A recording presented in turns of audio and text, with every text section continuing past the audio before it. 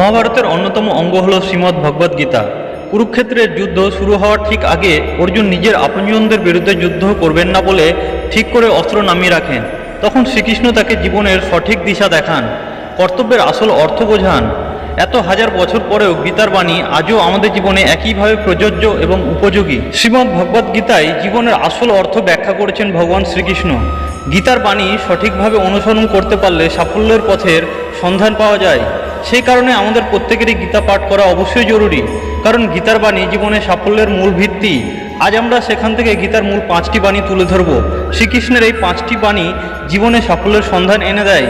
যখনই আপনি বিপদে, সংকটে বা সংশয়ের মুখে পড়বেন, তখনই গীতার বাণী আপনাকে আশ্রয় দিতে পারে।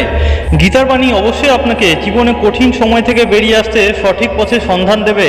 গীতার বাণী আপনার জীবনের সব সমস্যা দূর করে সুখী ও সাফল্যের দিকে নিয়ে যাবে। জেনে নিন গীতার এই 5টি